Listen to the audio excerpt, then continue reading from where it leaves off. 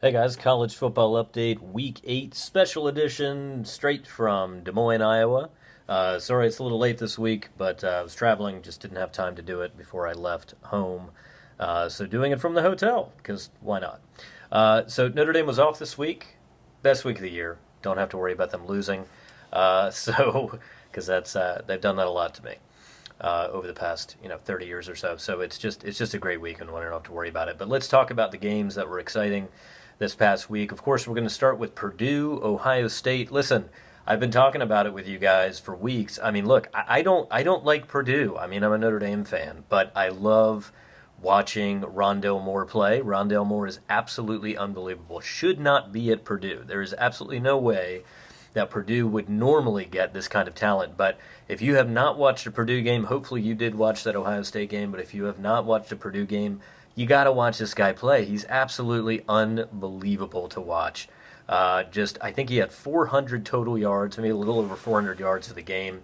Just absolutely tore up Ohio State. And Knox, who I think is the running back for Purdue, also had an absolutely unbelievable game. So, look, it pains me to say it as a Notre Dame fan, but man, Purdue is exciting to watch. I love Jeff Brom. There is absolutely no way he stays at Purdue very long. I say that. Look, these guys make so much money now. I don't know. I mean, if you like it and you want to stay and you want to be the best coach of all time at that place, hell, I mean, why leave? I mean, it has to be about something more than the money. So, my brother had a good point. If the Louisville job opens up, which I fully expect it to, not this year. Petrino's buyout's way too much, but I just think the Petrino, his time in Louisville, I think it's done. I think he's done all he can do. To be honest with you, I think it's over. So once Petrino is out of there, I think Brome is going to come home to Louisville, and that's probably where he'll stay. And I think he would stay there probably forever and probably never leave. But Purdue 49-20, just an absolute destruction. And I got to be honest with you, I think the Ohio State program at this point, and look, I'm not one of those people that's going to say, oh, they're not going to win any more games, and they're going to lose 2 more games throughout the season.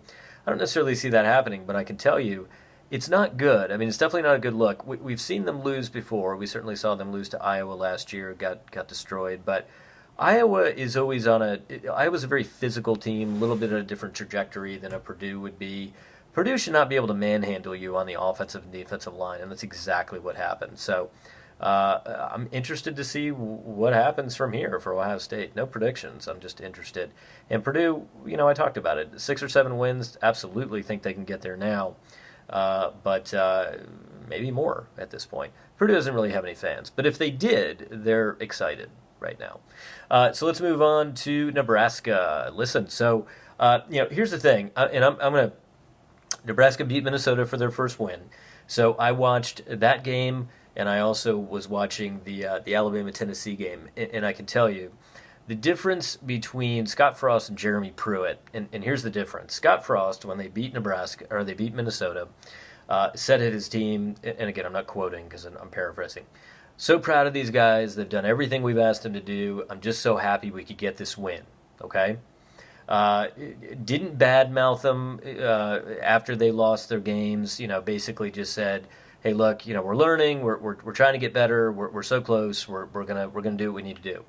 In a lot of ways, that sounds like the talk of a loser, and I get that because that's how losing coaches talk a lot of the time. They're like, "Oh, we're so close. We're almost there. We're getting there. We're 0-10, but we're so close." But Scott Frost has shown that he can win, so I do believe that Scott Frost is a winner. He is going to win big at Nebraska. I have no doubt in my mind. Jeremy Pruitt, on the other hand, he's losing to Alabama 42-14 at half. I think it was 42-14 at half. And they hung in there. They did. They were down a ton. Down. I mean, 42-14 is down a ton too. But they weren't doing anything. They brought in Christ, the transfer from Stanford. He came in and he ignited him. He really did. I mean, it definitely ignited him. And why he's not the starting quarterback, I have no idea. Garantano is atrocious compared to Christ, but just atrocious in general. He's just not a good quarterback. Should not be the starting quarterback. But anyway, so they made a good little run there at the end of the half. They really tried. They were trying. You can tell they were trying. And Pruitt said something to the effect of, when he came back, and again I'm paraphrasing, I told the guys, I'll find 25 guys that can play way better than you guys can play, so we're not in this mess in the future. So here's the problem. Scott Frost is coaching to the team that he has today. His team is 1-6, okay? But he's coaching them. He's trying to get them to do better, okay? Jeremy Pruitt, on the other hand, is coaching for next year and the year after, okay? I hate Jeremy Pruitt's style. I cannot stand it. I think it's absolutely awful.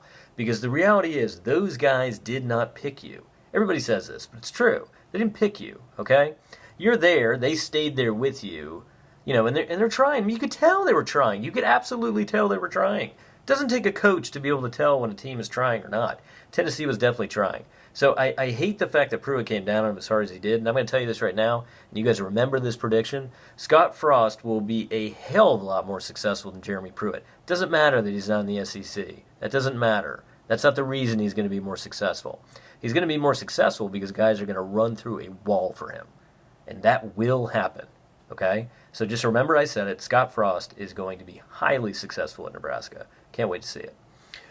UVA, listen, I've talked about Virginia. UVA beat Duke. I mean, I get it. People are like, it's Duke. Who cares?